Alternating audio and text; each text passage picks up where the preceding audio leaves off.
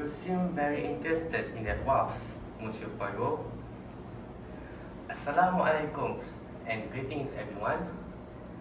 The quote from before came from an inquiry from a police officer for a certain detective obsession on wasps after a murder of a woman.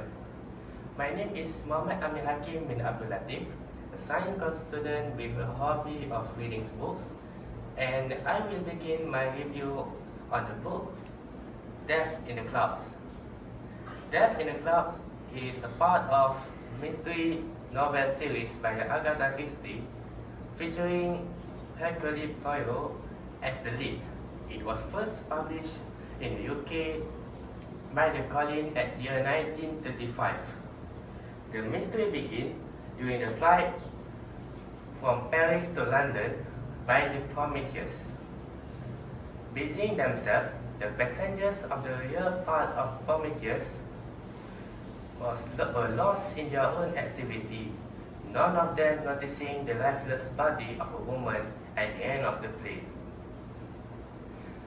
The deceased Madame Giselle was found dead by a stewardess and later confirmed by a doctor who is one of the passengers from the rear part of Prometheus. Our lead, Hercule Poirot, point out the puncture mark on her neck, and one of the passengers, Jean Dupont, suggests that she died of wasp sting courtesy of a wasp he had killed during the flight before. However, the theory was shut down as Poirot found a dart lying around on the floor and confirming it as a murder.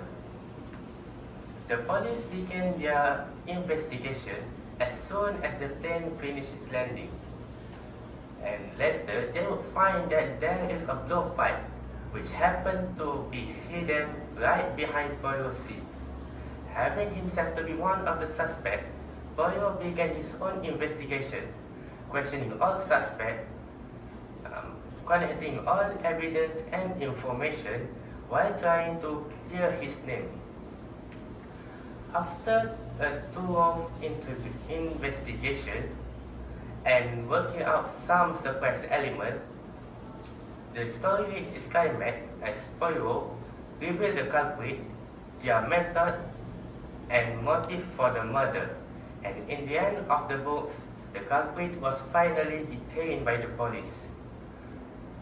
What is the most interesting thing about this book is the mystery unpredictability. The reader could get confused by some of the evidence and information that just doesn't make any sense at the time.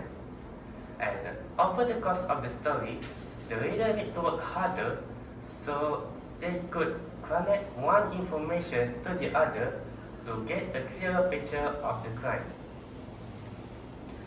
Every detail, however insignificant they may seem to be, can play a huge role in the later chapters, and some lines which the reader would talk as random throwaway dialogues might contribute a lot in the future to unveiling the culprit's identity. What I personally like about the book is how the author played the story. It began as a murder, and then we will learn of the suspect, their history, their characters, and their possible ties toward the disease.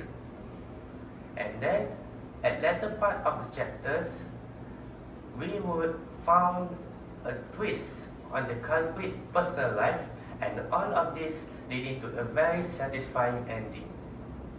I have even talked about the characters who each holds their own charms and stories that separate themselves from the others.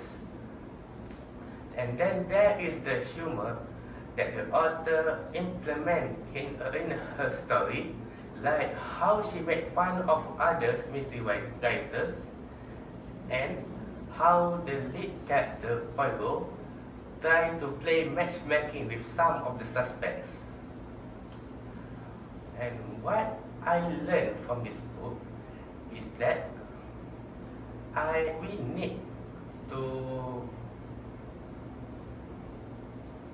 we need to beware of our connection to other people. It shows that some people could not be what they seem to be, and that we can never trust people too easily.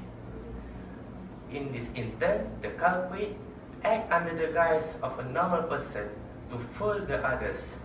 Even in real life, some people might not want to share a simple relationship with us and instead use us for their own selfish gains. The other thing is that we could never judge a person by how they present themselves to us. And that broke my previous point that we could never know each other perfectly, that we cannot know what the other person is thinking in their mind. And for all of us, we need to know how to separate real friend with the fake one. That's all for now. This story holds a compelling story for me, and other avid readers, especially the mystery and crime story enjoyers, might share the same feeling toward this story. Thank you.